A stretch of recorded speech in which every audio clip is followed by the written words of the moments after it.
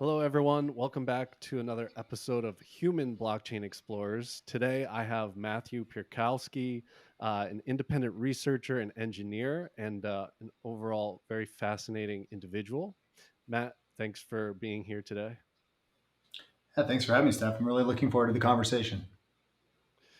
Okay, so context for my audience. I very recently listened to an episode on the Jim Rutt show where Matt was a guest, and they were talking about basically blockchain consensus mechanisms, proof of stake versus proof of work, and how to kind of conceptualize and think about those things. I found Matt's ideas fascinating and wanted to peel back the curtain a bit more. And so that's what this conversation will be today. Uh, I will admit this one's going to be a little more selfish. And so we're going to we're going to push the boundaries here. So, um, Matt, where I wanted to begin, and what I think is important to start off with, is the emergence of complex systems and gradients. It's probably energy gradients, but wanting to build to information gradients. So, how can I get you to explain how systems emerge based on energy gradients? Can we maybe start with an example like a hurricane or a whirlpool? Um, Something simple that allows us to kind of fixate on visually, and then maybe we can go from there. And eventually, we're going to get to economies and more complex structures. Sure, yeah. So, I mean, if you want to start with just the basics of physical emergent structure or kind of like a systemic dynamic that emerges from an energy gradient. I mean, one way of talking about an energy gradient is gradient kind of implies a static gradient, but what we're really talking about is a flow, right? Talking about flow from a high density of potential energy or energy to a low density or dissipated structure, which it brings in this idea of dissipative systems, right? Hmm. And what we're talking about is as you flow something, whether you're talking about water or whether you're talking about let's just stick with water because we can talk about a whirlpool in a river. It's an easy and simple place to begin. It's something that most people have probably seen. So you're talking about an energy gradient. So you have water flowing, typically using a gravitational gradient. That energy is flowing through a constrained space, right? Typically erosion over long periods of time has created a kind of ravine or an actual structure. There's rocks in there. There's a bunch of resistance as well. So it's not as if there's a frictionless flow. So there's a lot of different complexity being introduced into that flow, but also in order, sometimes, in certain pockets, the density or the way in which that space is constrained actually means it's quite hard for that energy to pass through that particular location. So it's an additional layer of constraint in that particular space. So just a normal flow from point A to point B, a linear flow, a very simple flow, might no longer be the most effective path for dissipating that energy. And so you can actually get new structures, new pathways that, through their capacity to dissipate energy more effectively, come into being. And so, whirlpools are a category of those kinds of systems where you can actually see this emergent structure that enables in a particular location that energy gradient to increasingly release energy or transform energy into entropy at a more efficient rate. There are other kinds of examples of this, like oil in a pan, something called the Rayleigh-Benard effect, where if you actually heat that oil up, it will go from just a normal bubbling system to an actual structured hexagonal system, because that geometry is actually a entropy release maximizing geometry. And it also is a kind of self-reinforcing geometry because it will hold that shape because of that efficiency relative to any other nearby state that it could be in.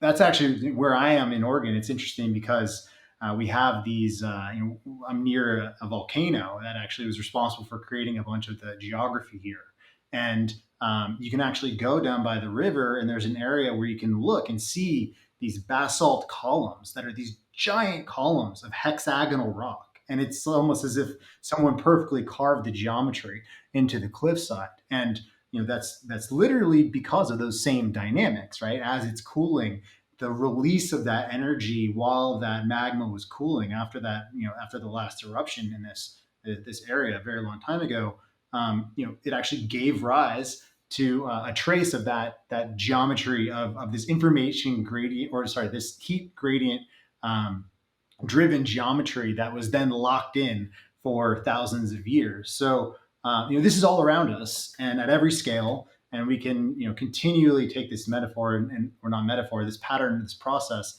in whatever direction we want to. But that's I think that's a decent place to start in terms of giving an idea of the kind of the way in which a energy gradient can give rise to various kinds of structure in the world or structured process in the world. Awesome. So, as just another example, uh, I usually use a hurricane, and I very simply say that there's a low temperature system and a high temperature system kind of jutting up against each other, and there is this difference in temperature or a difference in pressure that leads to, like you said, like this attractor state, and across that gradient, what is the thing that's, do we call it the second law of thermodynamics, the thing that is actually leading towards the dissipation of that energy gradient? Like, why must that be? Why must that occur? Maybe you already answered that, but um, Yeah, I mean, it's an it, interesting question in terms of why we never see it violated, so we think it must happen, right? It's a very powerful, very regular phenomenon. From an information theory perspective, or even if you want to go from a thermodynamics perspective, they're the same mathematics basically. Um, if you think about even just random motion, there are a vastly smaller number of ways for any set of particles in whatever system you're thinking about to be highly ordered than there mm, are for those same particles to be what we consider disordered, or just in a more stochastic pattern, right? So that just statistical property of the fact that in any absent constraints that hold matter together, or that direct a flow using a sort of constraining force to act against the natural tendency to dissipate, that dissipation will occur as a function of any system's tendency towards just moving into more likely states due to whatever random movement it has. And that tendency, depending on if you're interested in certain research on that, someone by the name of Terence Deacon has created an entire sort of emergent ontology based on these ideas, where you have, first of all, he talks about these. He wanted to create general terms for this, so he has something called orthograde, which is anything that goes with that dissipative gradient, or contragrade, which is any process that sort of moves up that or against that dissipative gradient within any system. And then that next layer of structure, he calls like morphodynamic structure, where you can actually see, like, let's say that you have two gradients that want to dissipate, but they actually start dissipating into each other, right? So they actually create a boundary of frustration between two naturally dissipative systems. And so that's where you get that kind of, oftentimes you get that kind of morphodynamic structure, which is kind of what you're talking about when you're talking about two pressure systems, right? Within mm-hmm. each of those pressure regimes, there's something driving that gradient.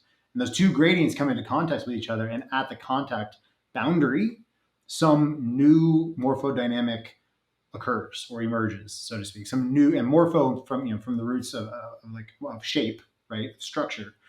So like a structured or shaped process comes out of the interactions between those two gradient driven phenomena, whatever they might be. It's a very, very general principle that you can find literally everywhere.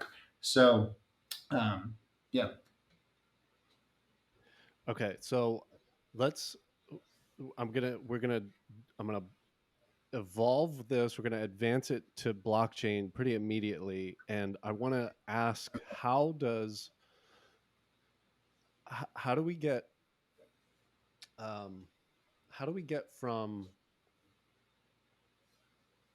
uh, I would like to think of an economy as this emerging complex system, and from within an economy, we have money, and from that point of view, there are new ways that we can think about in the design space of money, and what I think we saw with the innovation of Bitcoin is uh, blasting open the door to the design space of money. And so it's kind of we have new emergent technologies um, occurring at every scale, and so what can you um, what gives us the ability to stand on in the blockchain space to know that this is a complex system that can sustain itself. And I guess what I'm asking about here is that the question I want to ask? I don't know how to get us from the energy gradients or gradient and complex systems to blockchains. Do you have a good path to get us there, do you think? Yeah, I think so. I do think so. I think that when we actually want to stay, we were talking previously just about the nature of how these gradients give rise to structure, but we need to be able to tie this into the concept of energy a little bit more deeply with respect to emergence, because emergence is not just that tendency towards structure; it's a sequential process of that tendency for structure to also find function in its environment, in its new ecology of behavioral space. So let's say a new process, like we were talking, so you have two gradients, they come into contact, they give rise to some sort of new process or structure or dynamic.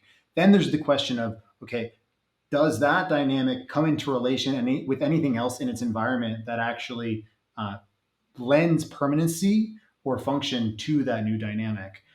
Does it become involved in any new space of creative exploration of possibilities, right? And if you look at life itself, if you look at the planet, right, we have this energy gradient from the sun. So this massive, photonic or solar energy gradient coming, to our planet, that is a driver of many processes, but every single one of those processes, and this is where the physics aspect or thermodynamics aspect of this re-enters the picture, because every process that taps into an energy gradient and then performs some sort of predictable work or work cycle, it can't do so with 100% efficiency. It is going to fundamentally lose some of, because of that second law, it's going to fundamentally lose some of that to entropy, to disorder. It's going to produce waste heat. It's going to produce waste byproducts, metabolic byproducts that it can't itself use. There's always something that it's going to produce as a byproduct of that work. And so, you can replay this because you can see, the first system that's going to tap into that energy gradient. What you want, like a nice characteristic or a property of that, would be its waste byproduct actually packages up and uses the most, packages up its waste energy in a way that is maximally usable by a maximal number of systems downstream, right? Because then that waste flow, right? Like, so photosynthesis, one of the waste products is essentially, it is a sugar, right? It is a glucose molecule, and that's a highly usable, as it turned out, evolution has discovered a highly usable molecular structure to drive many other molecular processes, right?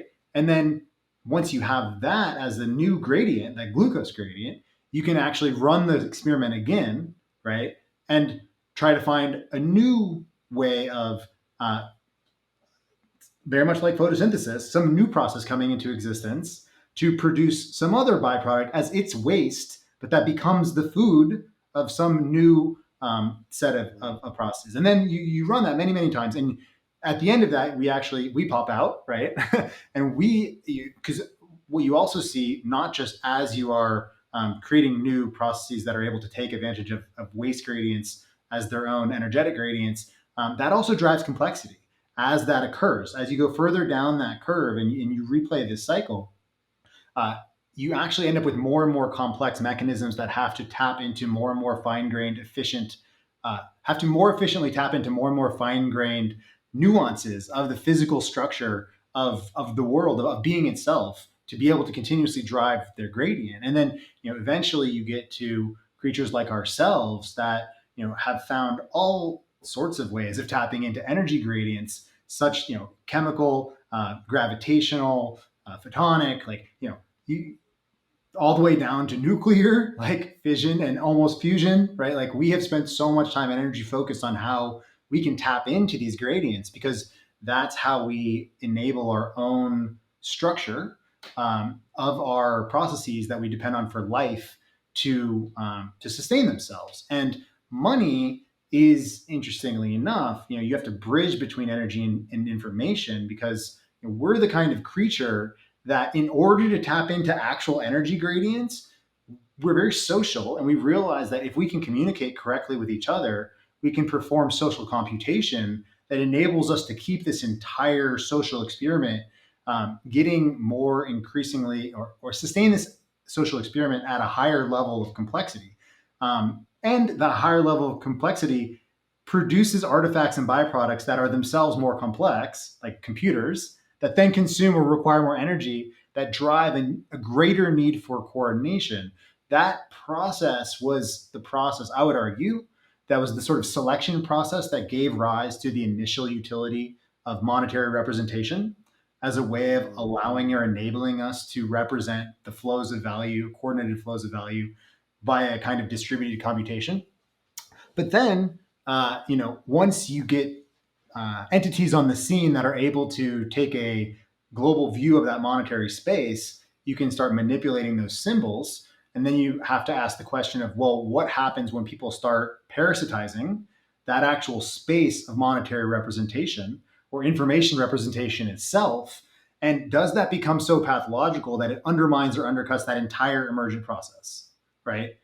And that's what we might argue is happening with our current fiat regime of currency. That even though various monetary regimes with various levels of connection to physical reality have gotten us to the point that we're at, right now, the connection between our representative symbols of the way that we represent and compute value collectively in the world, the connection between the symbols themselves and the extrinsic reality that we actually depend upon for those real energy flows has gotten so tenuous that many negative byproducts have come out of that. And one possible response, from the blockchain world is maybe we can pair the capacity of computation, or mathematics, essentially the constraints of mathematics, right? Remember, like that river, it has constraints, it has a shape, it has particular geometry, particular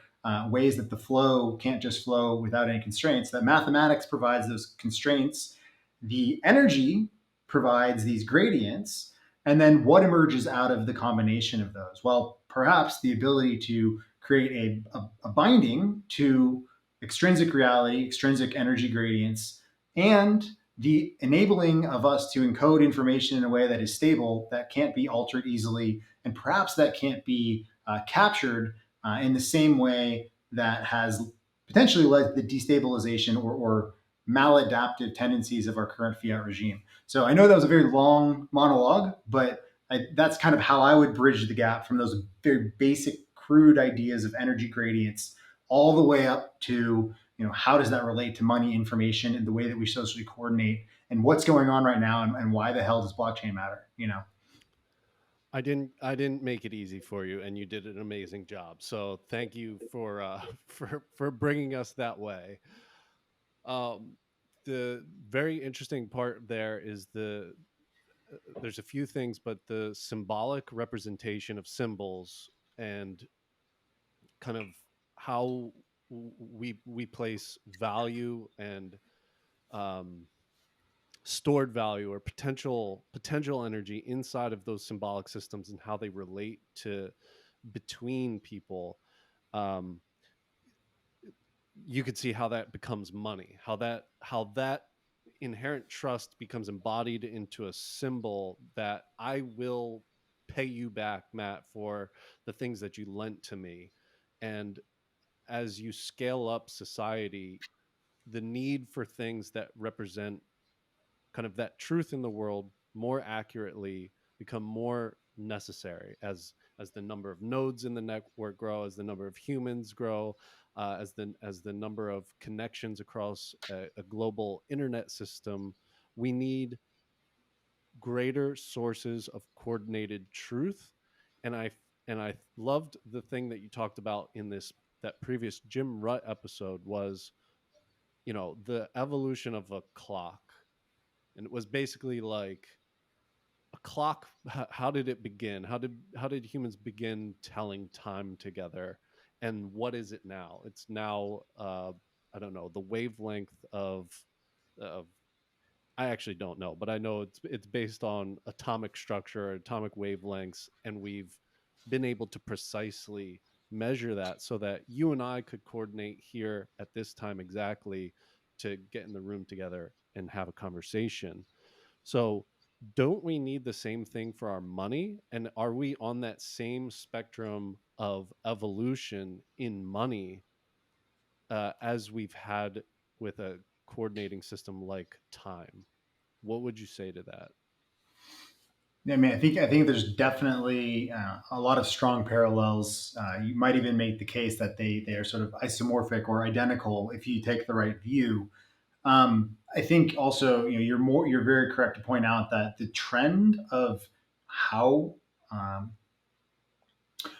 the trend of how we first came into alignment or entrainment with the concept of time, and its refinement to finer and finer grained levels of precision as a coordinated mechanism, that trend, that process is way more important than exactly how we encode the kind of precision that no actual human directly relies on anymore. Like our systems rely on that. The systems that we have to send into space, like our GPS satellites, in order to maintain synchrony, they might rely on that level of precision. But the average human, for us to actually show up here, uh, does not rely on that level of precision.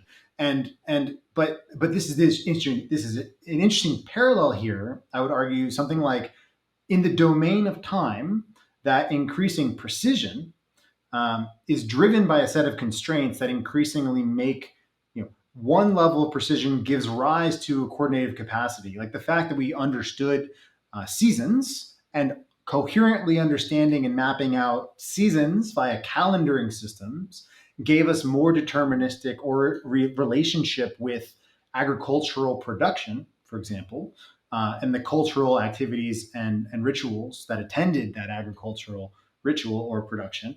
Um, Gave us a certain degree of regularity that opened up new experimentation where it became perhaps useful to have even finer grain levels of precision, right? Okay, if you transfer this into the domain of representational value, um, precision becomes something like fungibility, right?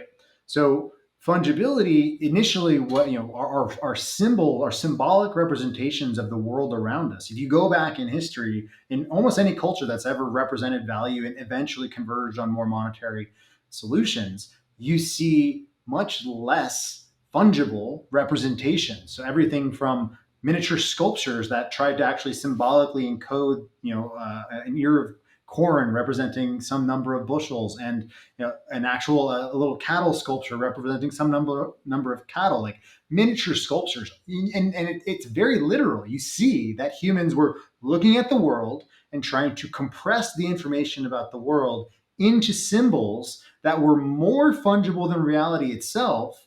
But still, if you're talking about little sculptures of reality, or if you're talking about like the Incan quipu, which is like a series of necklaces with different kinds of knots, and each knot represents a particular kind of social accounting or economic accounting. So you have this artifact that is both, fundamentally socioeconomic encodings, highly non fungible with another culture. for example, that doesn't speak that language of Kipu, they can't account with it. Or if you want to bring your sculptures, micro sculptures, to a marketplace, who's to say that you actually have any fidelity between those sculptures and the reality? First of all, if there's no inherent value in those sculptures, in any case, we could talk about that for a very long time. But the point is that there's a pressure, first of all, a pressure on that fungibility, because when you want to interact with a greater complexity of people, to some extent, you want a shared language, right? You want a shared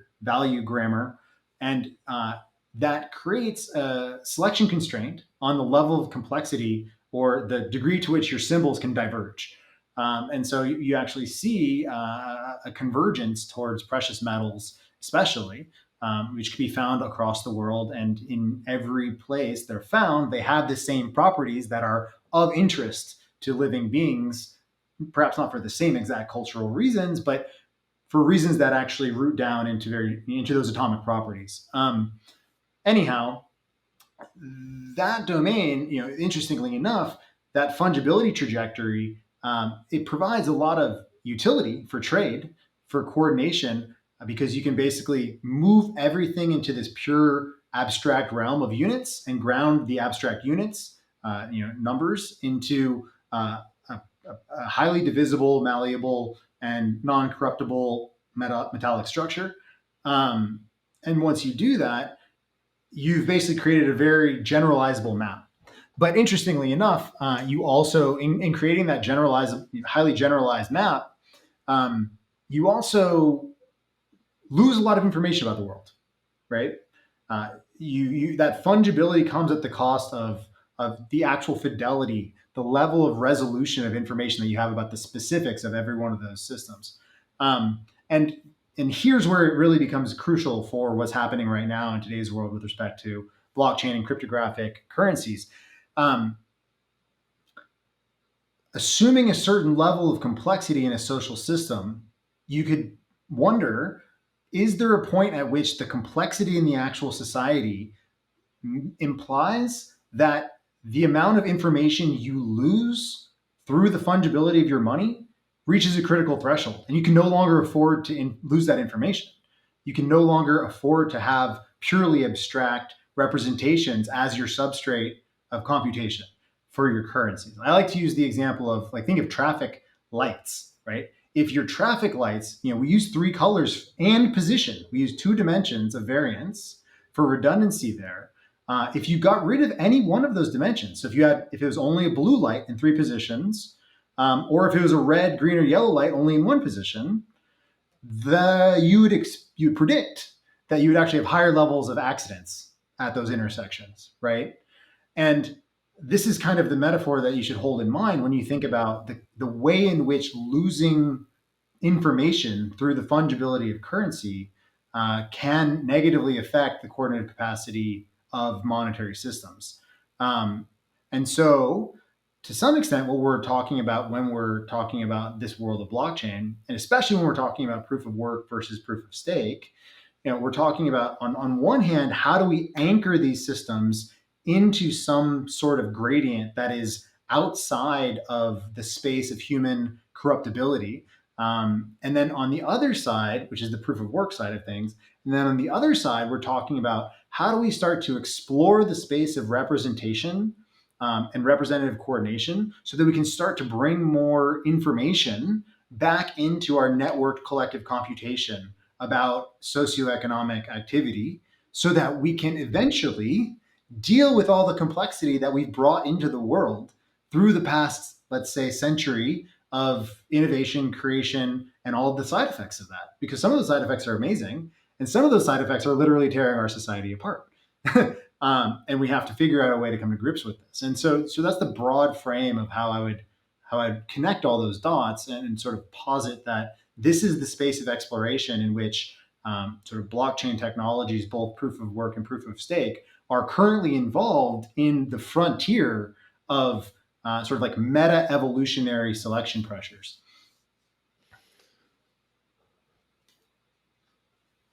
One, I did lose your physical feed there for probably 20 seconds, but I Okay. am with you on how you close that out. And the good thing about this Riverside platform is that it's capturing your feed locally on your Mhm. browser, and it is uploading simultaneously. So uh, for the recording, that will be there. I did catch the way that you wrapped it up, and I am following.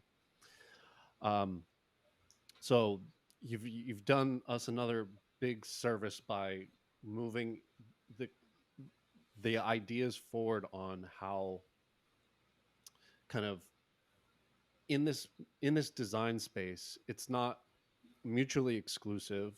um, that kind of the ability to go extreme truth, which I'm going to say here is with an energy gradient substrate as proof of work, and the uh, ability to capture more complexity in the open design space of proof of stake give us a more rich way of expressing total human value, or maybe it's not human value, but it's total life value, or whatever the thing is here that this our uh, this process is playing out. Just kind of on a side note, like, what do you believe is actually playing out here? We could zoom in here and say humans are, um, we're playing our status games, or we are, or on the other side is we're expanding consciousness because that is a directive of the universe. Where do you fall in your kind of beliefs of why are we here? Like, what's going on? I'm just very curious. Yeah, I mean, I think that I think both of the possibilities that you just outlined, I would include in the set of aspects to a more general pattern that because we all exist within our own frame of reference, where we come from in terms of what our conceptual exposure has been to different parts of the world. The way that we see particular phenomenon is shaped very much by the path we've taken to this present moment. And my path has been steeped in not only theories of emergence in terms of my domain of interest, but my initial domain of research and academic context was evolutionary psychology and biology, and its application to behavioral economics. And so, for me, this question of and I initially approached evolution because it was through that evolutionary psychology lens, through the sort of aperture of human evolutionary psychology, and evolutionary biology. But once you start, if you get bit by the evolutionary biology bug, you can follow that back all the way back to the origin of life itself. And once you get to the origin of life itself, you actually start seeing immense parallels with the origin of language. And that would be a whole other discussion, but, and it will tie it in to some extent, but this question, that those parallels, more than just rhyming, like seeing patterns that seem as if you don't, if you kind of like squint and like you don't really look at the substrate, but you just look at the pattern of relationships and causal structure, it looks like the same pattern, right?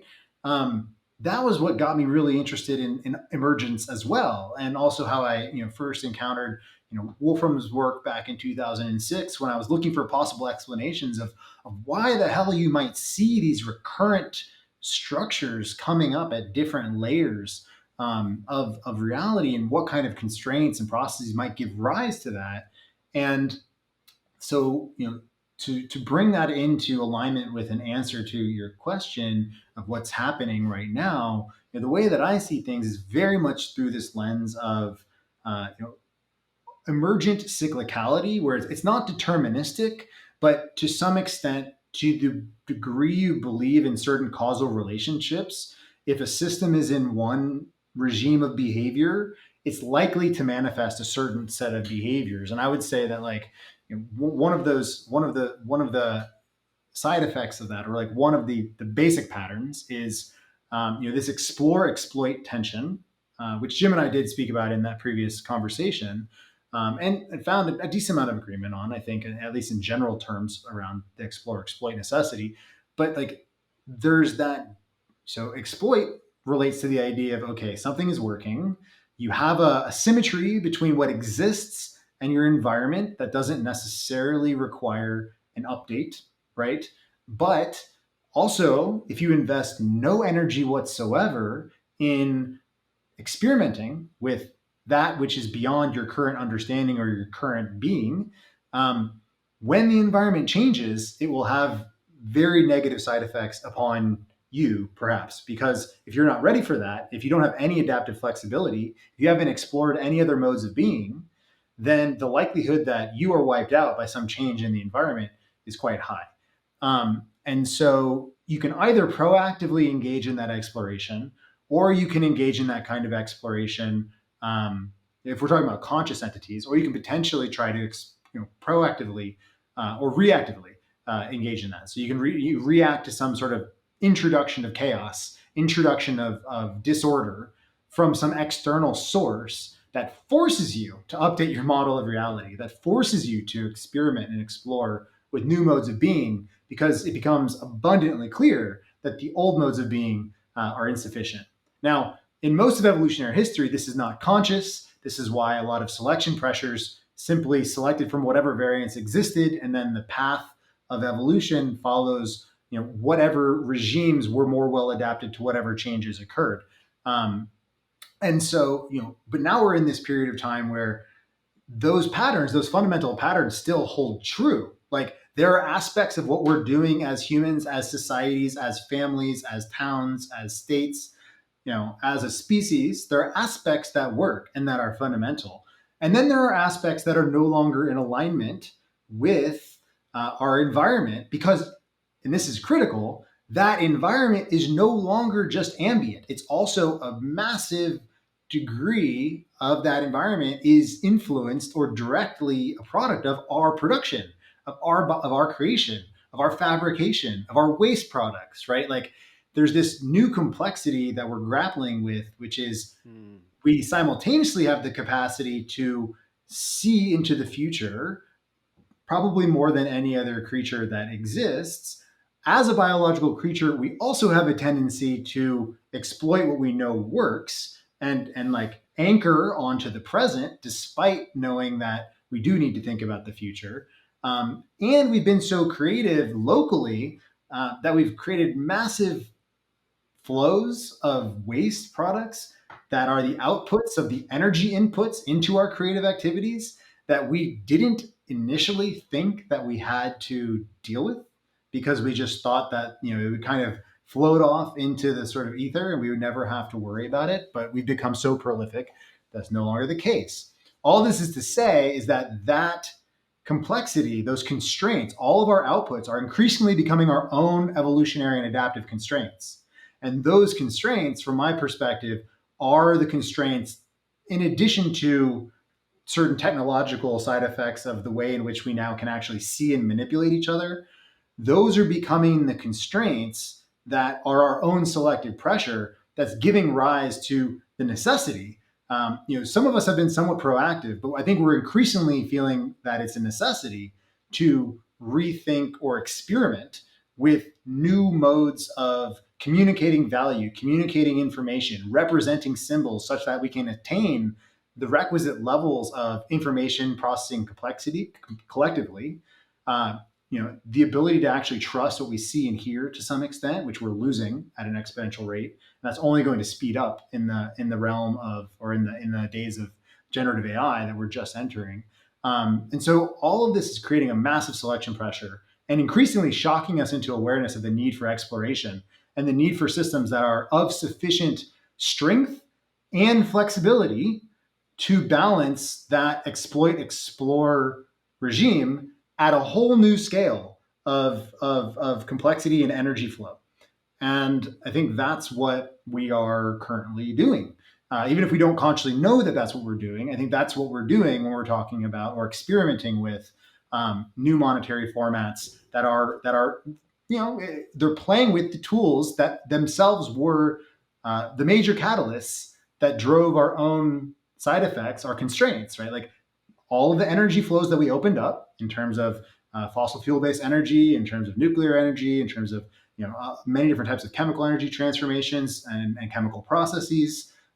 Those are a bunch of outflows that we have to deal with now, as well as the computational flows and the networking flows that we focused on all the good parts of those when we connected ourselves and thought, oh, this is going to be so wonderful. Isn't this going to be utopic?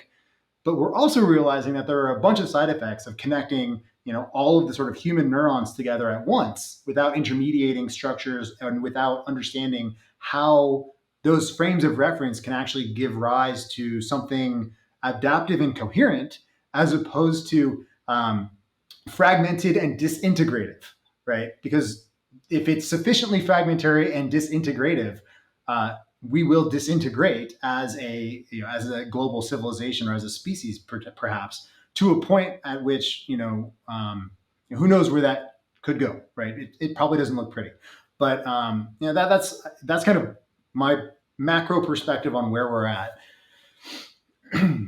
So if we take um,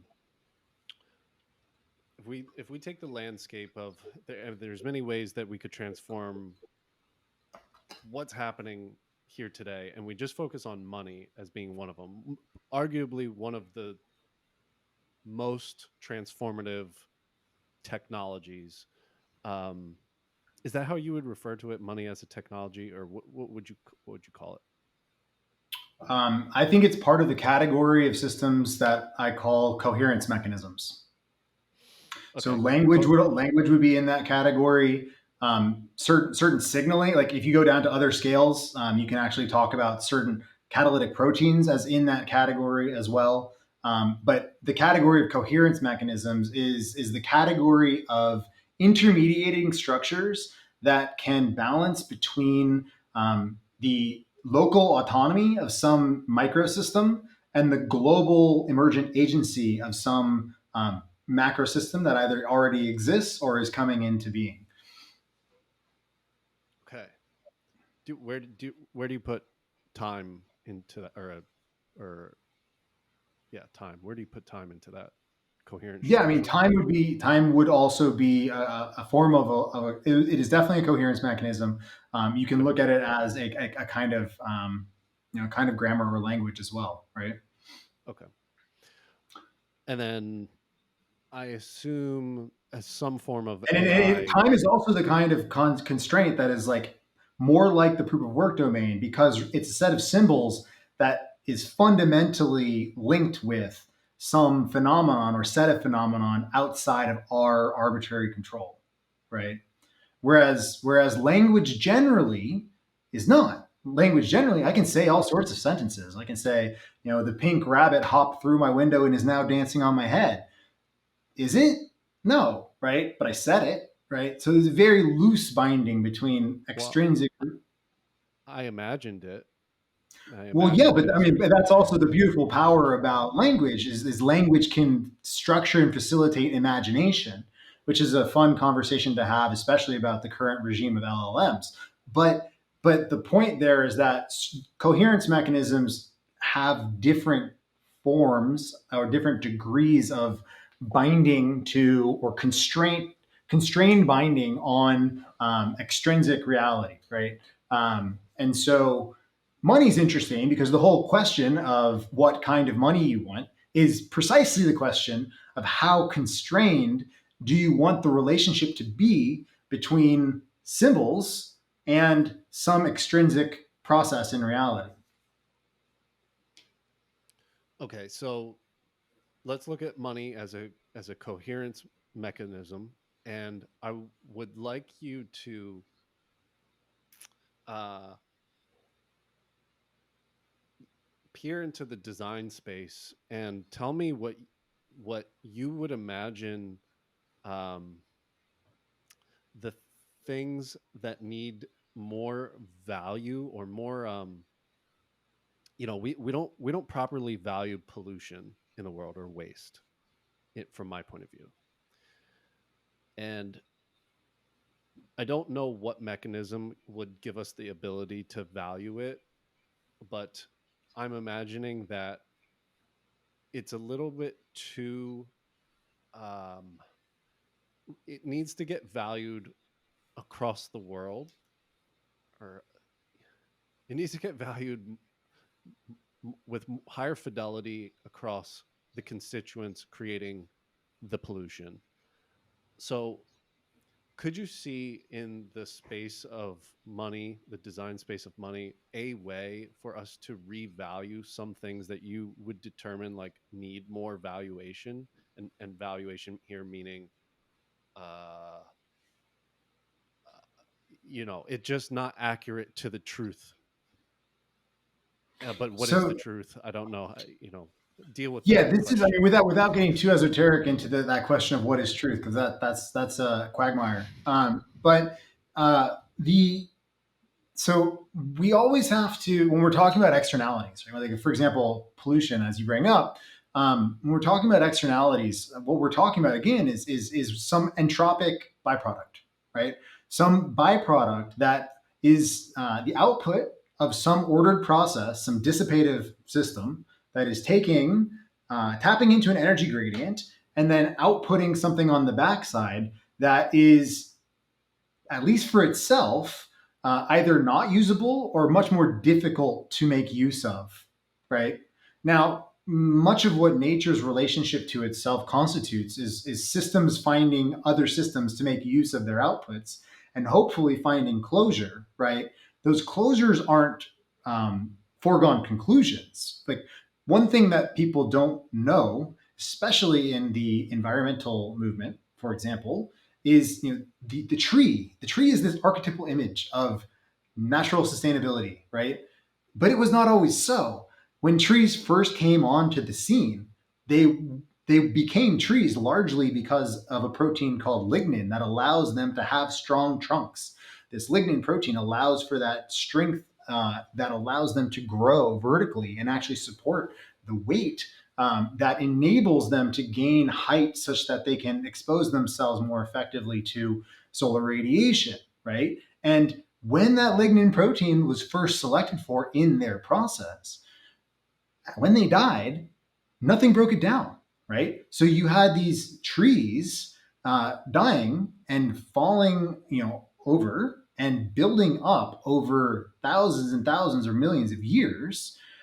This is where a lot of peat bogs and, a lot of these acidic bog-like structures were generated by this carboniferous, um, this mass of tree byproduct that wasn't being broken down, and then generating these sort of like acidic, bog-like structures that weren't that conducive to much life.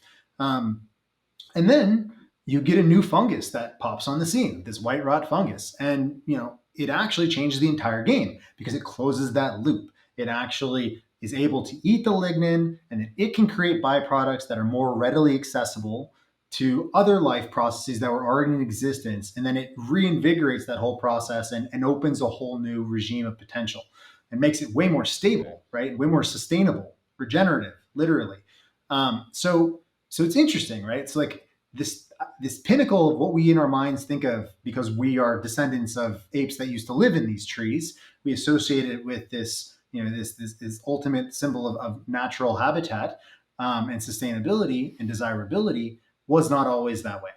And I think that, to me, that says we need to be a little bit more forgiving with ourselves, because I kind of see us kind of like those trees. Like, we have created so much new potential in so many new processes, and those processes have all sorts of byproducts. And those byproducts, much like the trees themselves when they were dying without anything to consume them, are, we're drowning in our byproducts. And that can toxicify everything around us. Now, the difficulty of valuing that consciously in a monetary system ahead of time is an extremely difficult problem.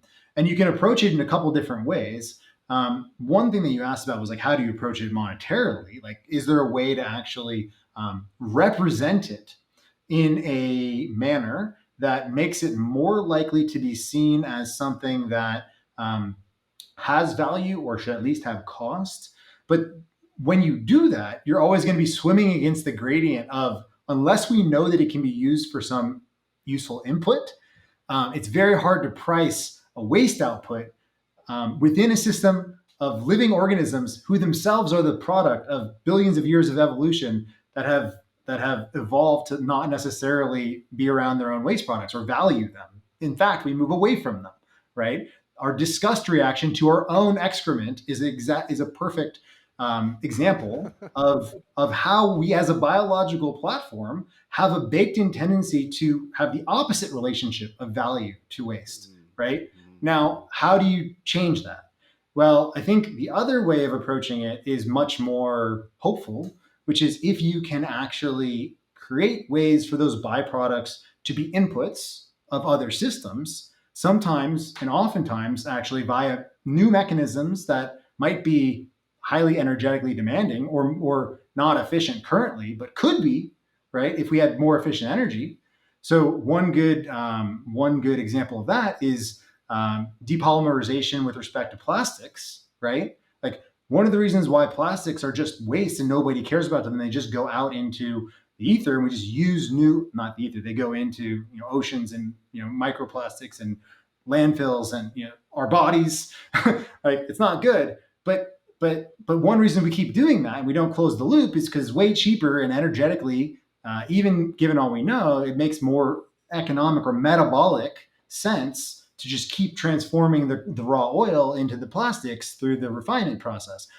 But um, given more efficient access to energy, we actually have a bunch of systems coming online right now that will make more sense to just take our plastic waste as a waste product and just recycle it right back through those loops. But that depends on reducing the price of the access to energy, right? Um, and so, I tend to think that, like, to the extent that you can create representational systems that actually bring that possibility into the space of representation, right? That they don't try to coerce people into valuing costs. Like, I understand carbon markets and all of that and things of this nature, and they can have some effect, but they are fundamentally trying to move against the tendency of all of life's inertia. Instead, if you can represent these things as potentially attractive sources of innovative inputs, or make it more possible for us to see how those pathways to turning waste into something usable and necessary and metabolically desirable. Um, that I think can actually not only bring more appropriate representation of value to that waste outflow, but it can also catalyze imaginative potential of humans, right? Because it's like, okay, you can imagine a probability distribution of all of our waste products, and like that probability distribution of, like, here's all the things that we would need to change in the world to turn this waste output into an input of some set of systems. Now, okay, that means that we're probably going to direct energy towards the low hanging fruit first, and we're not going to get to all of it at once. But at least it gives us vision into mm. how we can realize our direction of attention toward closing those loops more effectively, right? So, I think that kind of representational exploration with monetary systems or digital currency structures, or even things like NFT structures, right? Like, it's hard. There's a lot of possibility space to explore there, and Mhm. a lot of that will fail. Most of it will fail, but that doesn't mean there's no use in experimenting. And I think there could be solutions that involve all of that. Or I don't want to say solutions. There could be processes that emerge that help us far more effectively close those loops than using dollars and centralized representative democracies. Well, I got a great history lesson out of that with the lignins, I think you said, and the trees. Um, there's a lot of humility in what you're saying, because you're basically pointing out that it, there's not this necessarily conscious process of let's look forward to the externalities. That's probably computationally irreducible set of things that are going to happen, and bring it back to now, and then create this economically perfect system that gets us to value those things, to ultimately see past into our future. See not past it, see into That's a our really future. heavy. That's a really heavy lift. Assuming you could even get over that hurdle of computational irreducibility, which I think we might both agree is actually technically impossible. But yeah, Yeah. it's a heavy. Okay. It's. I mean, that's like you're swimming up. You're trying to swim up like all the gradients at once. You know, and it's like that might be too many to try to contradict at one time. Yeah. Okay. But I do appreciate your ability to articulate that the um there's more to think about than, well, so all right, so then if you blast open the space, are I, you I hope should I should probably just like I should clarify that I'm not saying that I think that there's no use and no value in showing us our side effects. I yeah, definitely think that there is utility and value in showing us our side effects. There's a question as to how readily that can be encoded into money, or whether there might be other places where that's more um, aligned with human psychology and behavioral shifts over long yeah, periods of time, and especially in the domain of art, which is why I brought the idea of NFTs into it, because like you do see a tangential intersection between this new crypto monetary domain and artistic representation. So, in any case, I just want to put that out there because it's not that I don't believe that there's any use in better expressing and more clearly and consciously looking at our own side effects, because I definitely think that we must do that. yeah. Thanks for that clarification. If the design space is blasted open to do new things, it's essentially your point of view that you support that blasting open of design space, because it, while that will present new externalities, it is offering a chance to play with new ways of, and you avoided the word solutions, I forget what you said, but for offering new solutions. um so are you hopeful, like does is what you're seeing today bring you hope? Is that hope that word that doesn't appear in your vocabulary because that's not what this is about? Like, where are you, um you know team I'm positive, optimistic, and I don't know if that's another right question or not. I mean, I'm like giving I you Go exist. ahead. I exist at this in constant superposition and tension on these questions, right? Like, there's a part of me that constantly feels the weight of the asymmetry of possibility space with respect to the vast. If it was a scale, there'd be no competition between the ways of not being or the ways to go wrong, and then the much smaller subset of the ways of threading these needles. That most of life up until the point where we exist has most of that's been solved through massive amounts of death, right? Like, people don't really quite internalize that, like, that everything that's alive today only exists. We're so lucky to be alive at the very tip tail of this 3.5 billion year process of continuously unbroken reproduction and evolution, right? Mm, But like all the other branches that aren't here dramatically outweigh those that are here, and so there's this extreme asymmetry there. But then the other side of me looks at it like, okay, well, think of it like a wave, and then our job is to figure out how to surf the wave, not to try to stand in front of the wave and stop the wave, right? And maybe we crash and maybe we burn. But I guess burn doesn't really work with the metaphor of wave. Maybe we get driven into the sand and crushed. But mm. that's not necessary. And I think it's also, given we're on the wave, our best bet is to try to surf, and not to try to stop the wave, because it's just, this inertia of the process that we represent the end of is just so much bigger than us, that we I think, but we also, it's sort of like the Buckminster Fullerian viewpoint of like the trim tab in some sense. Like if you know how to apply the right pressure, or if you know how to shift a small part of the system in a proper way, or in a very deeply insightful way, you don't need to necessarily stop the wave. You don't need to necessarily lift that entire weight of that asymmetry and transform it. Like you can just perhaps more appropriately, or more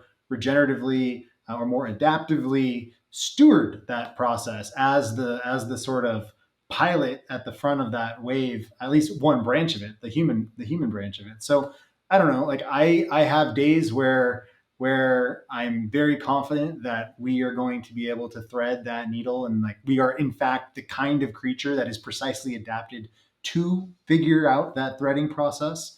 Um, and then I have days where I'm almost certain that we're going to run into the wall, or be pounded into the sand. And it's I don't know. Like I allow that to I allow that to vacillate, because I think there are failure modes on both sides. Like I don't want to be a pessimist, because I think that like that undermines your own potential to your own agency in the world. It enervates you, and then you end up overly anxious and paralyzed.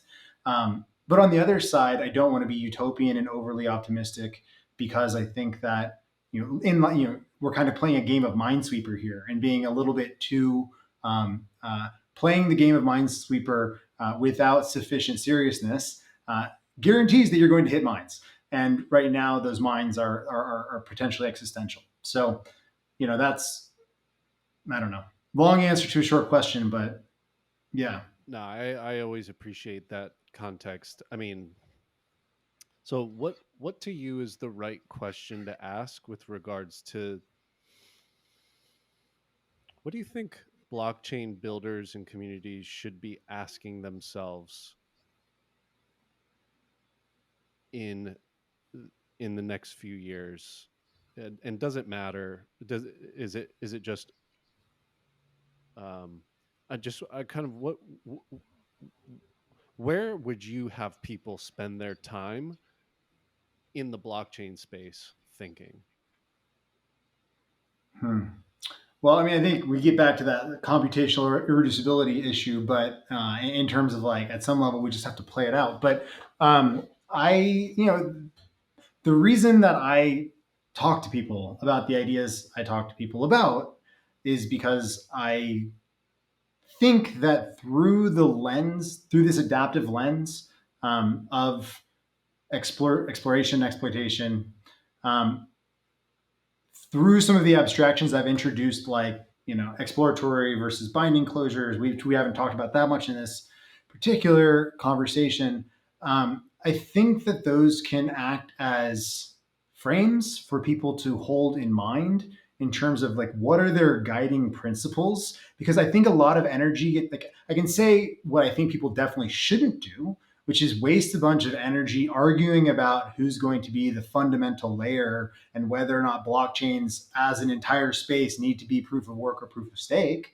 I mean, one of the reasons why I try to frame it as an adaptive and generative and necessary tension, and a recapitulation of a pattern of emergence that's happened millions of times, is to get people focusing on how they might best represent that side of the generative tension, right?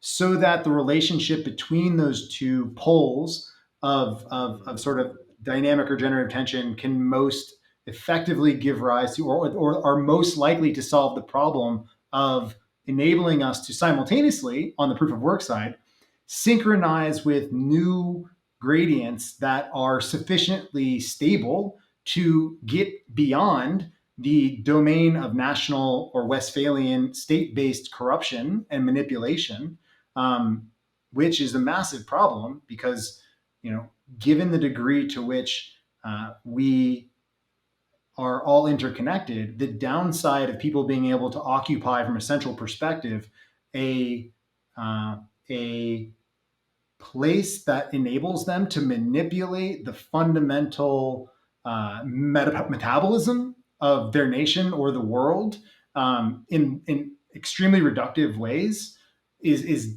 bound to give rise to the kind of conflict and the kind of loss of information that will guarantee catastrophe eventually. So, like, we need to have systems that are not subject to the whims of humans in places of positions of political authority, corrupt, often highly corruptible or manipulable positions of political authority. In my opinion, on one side of the equation, and then on the other side of the equation, systems that are maximally capable of figuring out how to collectively compute our representations of value in higher dimensions uh, than money currently does, given its fungibility and its compression into just one dimension of linear value from zero to infinity, right? In theory, um, when we're talking about all of these proof of stake based explorations, all of these DAOs, all of these interesting networks of interest, like people tend to have collectively shared interest in some set of actions in the world, and they're using these new monetary representation tools, these coherence mechanisms on the proof of stake side, to rapidly, quickly bootstrap up little micro behavioral metabolisms, so to speak, and see if they work, with the word work being defined as, do they facilitate or catalyze the function of interest in the world that brings that group of people together, right? Now, an unfortunate number of those groups are catalyzed by the desire to just maximize the extraction of monetary value, right? And just parasitize others who might not be as sophisticated with respect to their understanding of crypto, which can poison the reputation of the crypto space and very much has poisoned the reputation of the crypto space. So that's a downside. But that being said, you have to expect a pretty high level of that in this open exploratory space. And it's an open question as to, like, what is the minimum necessarily level of that required to actually discover the truly useful and adaptive new patterns of network behavior that are actually going to enable people to come together regionally or globally to much more effectively coordinate action and resources than they ever have before. And we're playing with that and experimenting with that right now. And so, you know, again, it's like, I don't have very specific advice except to say that, I think that this framework, and I think that seeing it through this lens of sort of adaptive tension, as opposed to trying to act as substitute goods for one another and degenerate into a realm of in-group, out-group tribal warfare, and pour a bunch of energy into that. I think that that's a healthier frame for this space, and at a general level helps to catalyze or make more likely the outcomes that don't end in catastrophe. So, but beyond that, like I was saying, it becomes computationally irreducible. And I also don't want to. I'm always hesitant of, like, trying to tell people what they should focus on, because I think that one of the beautiful things about evolution and the way that it conserves variation um, is precisely its tendency, or the tendency of that variation, to manifest itself in ways that you would never have thought of based on your own tendencies, right? And so, you know, I hope that the information or the lens, the way that I see the world, can be useful to some people. But by no means do I think it's the only frame of reference that provides value. And I'm sure people out there will see it completely differently and create things that are extremely useful by seeing it that way. So, Yeah.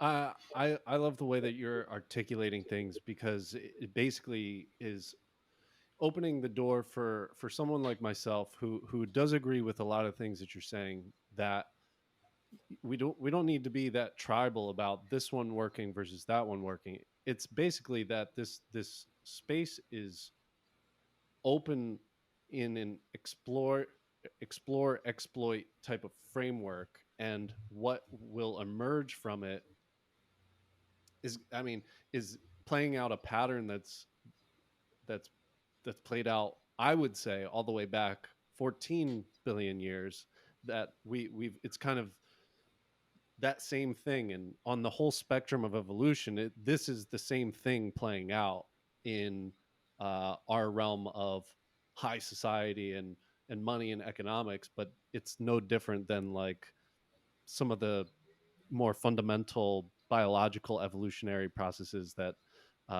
you're more familiar with. So I I love the framing of it. It's still going to take me some time to digest kind of what we talked about.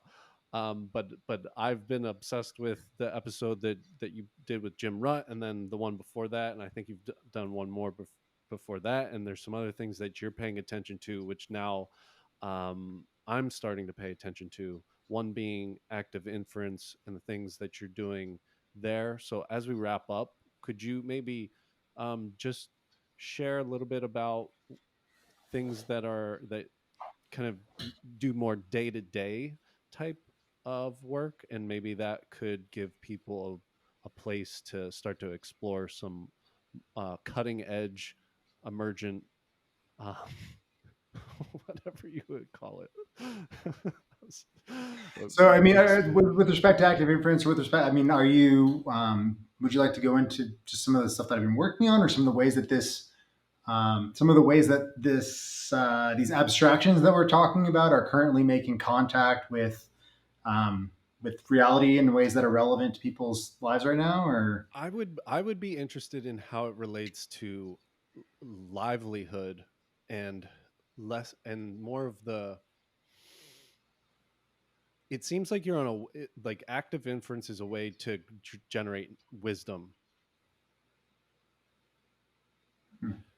Yeah, I mean, wisdom. So let's say, if we want to go that route, we can talk about wisdom as something like the capacity to hold a model that is not only effective for short-term desire, for yourself, but that facilitates your own ability to make your way through the world in such a way that also facilitates greater numbers of others doing the same across larger scales of time and space, right? I think and wisdom. there's no, and in a way, kind of limiting self deception, Mhm. perhaps. I think that's a necessity. I mean, it's hard to imagine a sustainable paradigm for scaling social relations that doesn't crowd out deception to some extent. All right, got it. Probably not entirely, but to a large extent, we have to crowd out deception, because fundamentally, if you think about what deception is, and I will tie this back into active inference, promise. What deception is, right, is a perversion of our symbolic maps, right? It's a way of warping the set of symbols that we use to transfer information about the world between minds, such that we can all benefit from places that we have, information about places we haven't been to, or systems we've never seen, or we can actually encode that and then symbolically transfer it between ourselves. And to the extent we can do that with fidelity, that we can trust each other, that I can trust you, that the information you give me is of sufficient quality that if I act on it, I will be in a better state than I am now, or at least not in a worse state, right? Right. Whereas if you're lying to me, you could potentially manipulate me by giving me symbols that don't have a tie to reality. So if we think of those maps as models of the world, we can start bringing in these ideas of active inference, because at the highest level, active inference is a toolkit, a mathematical toolkit that enables you to kind of formalize the relationship between perception. So, any kind of signals that you can perceive from the outside world, the way in which you form models of the world, and your relationship to the world as an observer and an actor based on those perceptions. And then how you then use that model and your perceptions to act on the world or in the world such that you get more information about the quality of your model, right? And then you can use that to, refine your model or make decisions about choosing to not use your energy to refine your model, but to exploit what you already know, right? If you're sufficiently certain that your information is good enough right now that you don't need to expend energy to go exploring and making your model better, you can spend that same time and energy doing something that might, build up some food reserves or give you some good social interaction or allow you to make some sort of economic impact on your community. So active inference is fundamentally a toolkit for understanding that loop, and also how to make decisions within that loop, without getting too technical about it. But yeah, so I'm currently building some tools around that enable modeling and building sort of arbitrary networks, using active inference, almost like neural networks, but with each neuron as a little unit that's capable of performing this active inference loop of Mm. perception, modeling, and action. And then seeing how, when you network those together, they either do or do not give rise to greater properties of being able to do the same thing, but at a higher level. Um, and the company, so it's called Bioform Labs, and we're just getting started. But we're in negotiations and potentially signing some deals soon with a variety of companies. So it's interesting because this toolkit is so multi-purpose Yeah. that you can, we're talking with people everywhere from the space of sort of like automation systems or automation, even um, regenerative agriculture automation, energy grids, right? Anything where you have a network of signal processing that you want to understand in terms of dynamic behavior and uncertainty, we can start building networks or models of that. And so that brings us in this question of like, what does a wise model look like? And one of the other things that I'm in that directly bears on this question of one experiment I'm performing right now is using these active inference containers to essentially wrap uh, uh, LLM nodes. You might have seen these kind of agent based models where you put LLMs in relationship to themselves in a kind of cybernetic network, right? And people were I very think excited I've about this at first. Yeah, I think I did. I don't know if you saw the paper out of Stanford that they did this in a video game setting where the the well the non-player actor was Chat GPT or something like Mhm. that, and how they acted together kind of determined how the agent-based model played out. I don't know if that was what Mhm. you were hinting at, but I have followed that. Yeah, yeah. I mean, and so the interesting thing about these LLMs is that they don't so they have encoded within them um, a compression of information that can give rise to a generated sequence of words or actions or images, right? Depending on how you transform them. But they don't have a kind of context aware comprehension or set of preferences embodied in them. Mm. And a lot of initial work on trying to sort of imprint that has involved things like reinforcement learning from human feedback and grafting on knowledge through vector databases and things of this nature. But one of the things I'm experimenting with now is perhaps thinking about an active inference network, wrapping a network of LLMs such that it imbues that internal LLM generator with a layer of relational understanding and contextual awareness and adaptive balance between explore, exploit, and also preferences in relationship to various outcomes in the world. And these are all things that you can use active inference to encode into a system, but that don't naturally occur within an LLM itself.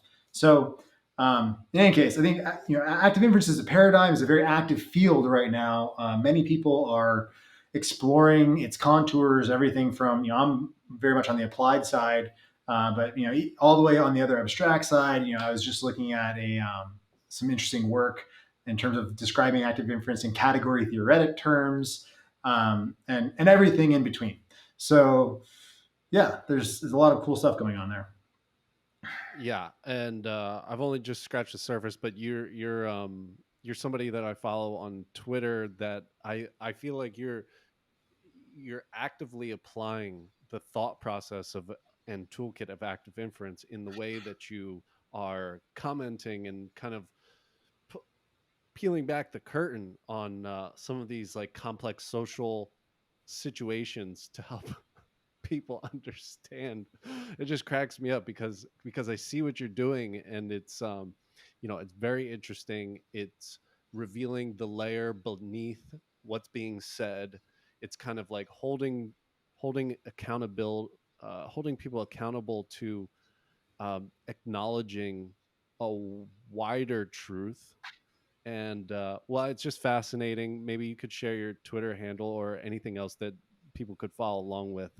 And I